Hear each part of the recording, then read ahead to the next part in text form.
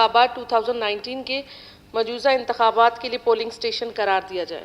بلوچستان کے عوام کو ریلیف دیں. جو بہت بڑا اماؤنٹ پہ جو انٹرنیشنل لیول کا جو ٹکٹ کے اماؤنٹ ہے اس اماؤنٹ پہ ہمارے ڈومیسٹک فلائٹس کے فیئرز ہیں اس کو بھی ذرا کنٹرول کیا جائے, پابند کیا جائے. بڑی سختی سے میں کہتی ہوں اس چیز کا نوٹس لینا چاہیے.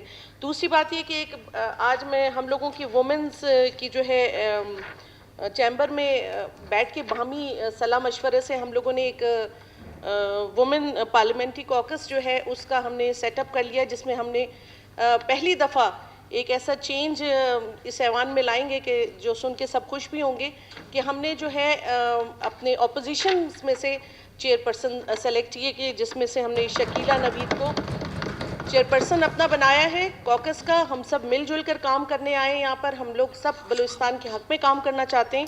اسی طرح وائس چیئرپرسن جو ہے ہماری ڈاکٹر ربابہ ہوں گی, جنرل سیکرٹری جو ہے ہماری مہجبین ہوں گی, ٹریجرر ہماری ہوں گی شاہینہ, اور انفارمیشن سیکرٹری میں خود ہوں گی.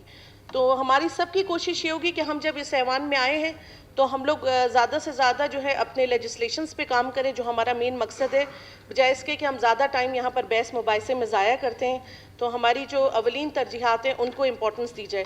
ایک اور امپورٹنٹ چیز جس پہ میں آج یہاں بات کرنا چاہتی ہوں, جو بہت تکلیف دہ چیز تھی کہ 3 روز پہلے حویلیہ میں ایک چھوٹی سی بچی کے ساتھ زیادتی کر کے اس کو مار دیا گیا ہے. اسی طرح لاہور میں ایک 9 سال کی بچی کے ساتھ.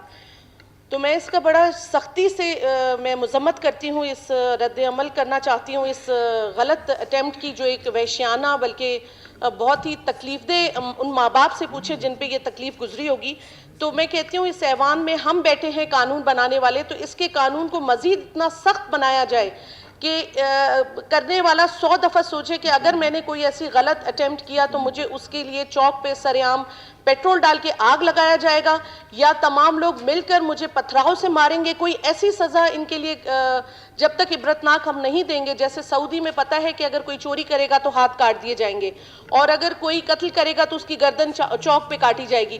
جب تک کچھ اس طرح کی سزائیں نہیں دی جائیں گی تو ان معصوم بچے جو ہمارے مستقبل کا معمار ہے ان کے ساتھ یہ زیادتیاں ختم نہیں ہوں گی. Thank you.